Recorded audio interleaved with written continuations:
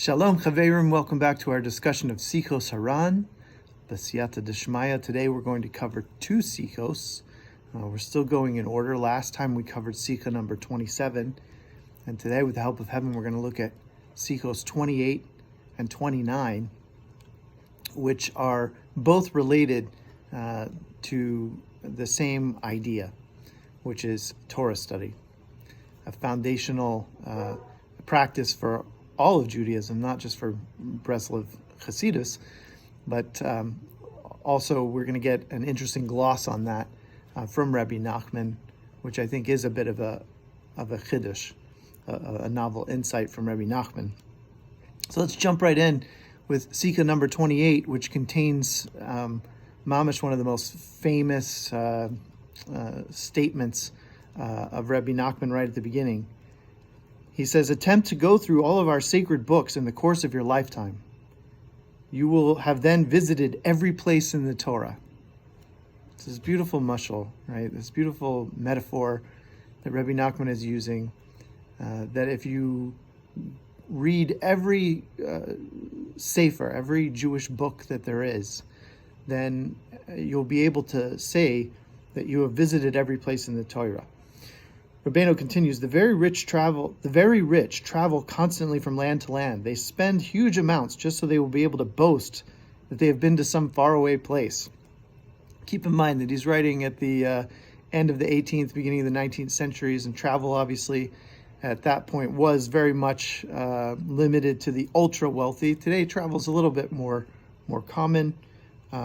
However, we have this notion still that travel is a privilege, and he says that they, the rich, consider it to a sign of high status if, for example, they can boast that they have been to Warsaw. Likewise, while still in this world, you should travel to every location in the Torah.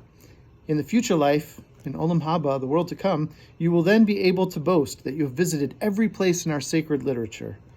At that time, you will also remember everything you ever learned.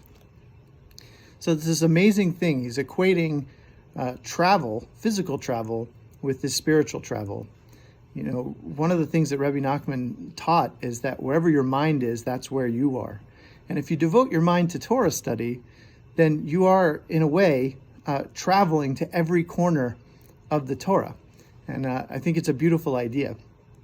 In the next sikha, Rabbi Nachman is specifically going to recommend a specific practice of Torah study as follows. Says Reb Nassim, the Rebbe constantly stressed for us the importance of studying the codes of religious law. He emphasized this more than any study. It is best to study all 4 sections of the Shulchan Aruch, the code of Jewish law, in order from beginning to end. If you can also study its major commentaries, all the better. If not, you should at least cover the codes with the shorter commentaries. So the code of Jewish law, he's recommending you should study it every day. Start at the beginning and just keep going. It says, Rabbeinu, this study is a great spiritual remedy. Through sin, good and evil become mixed up. So he's telling us that because of our transgressions, sometimes we lose track of what's good and what's evil. They get mixed up in our head. Continues Rabbi Nachman, a legal opinion provides for a clear separation between the valid and the invalid, the permitted and the forbidden, the pure and the impure. So the Shulchan Aruch, the Code of Jewish Law, is a great remedy for this confusion that comes along with our transgressions. Says Rabbeinu, when you study religious law, good is purified and is once again separated from evil. The Rebbe said that everyone must study the codes each day without fail. Continues Rabbi Nachman, if you are under duress and you have no time, you may study any law in the Shulchan Aruch, even if it does not follow your regular course of study. So ideally, you should work through the codes in order, a little bit each day. But if you only have a few minutes and you don't have the volume handy that you're in the middle of right now, just find one law to study, just so that you keep that practice going every day. And then concludes Rabbi Nachman, you should go through at least one law every day of your life. Under normal circumstances, you should have a fixed practice of studying the Shulchan Aruch in order, a given amount each day. Continue until all 4 sections are completed, and then start again at the beginning. Continue this way all the days of your life. So he's saying that we should do with the Shulchan Aruch something similar to what we do with the Chumash, with the Torah, which obviously every year on Simchas Torah, we finish reading the end of the book of Devarim, and then we roll the Torah scroll all the way back to the beginning and start over again with the beginning of the book of Bereshis, Genesis. So he's saying that with the Shulchan Aruch, we should do the exact same thing.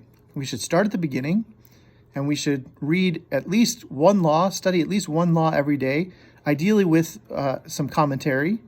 And then when we get to the end, whenever that may be, we should just go back to the beginning and start over. And we should do that, says Rabbi Nachman, all the days of our life. Because this will help us to eliminate and remedy the confusion that comes along with just being human and with being imperfect. And by visiting all of these laws, going back to the previous Sikha, by visiting them, we will have been able to say that we, in our spiritual life and in our minds, that we have visited every corner of the Torah, and that we will be able to boast of that in the world to come. This is probably going to be the last installment until after Shavuos, so I wish all of you Chag Sameach. Obviously, we're going to all be celebrating receiving the Torah next week, so this is a fitting place, I think, to leave off with this recommendation that we visit every corner of the Torah. And so I hope everyone has a beautiful Shavuos, and B'siyata Dishmaya will check in again afterward. Take care.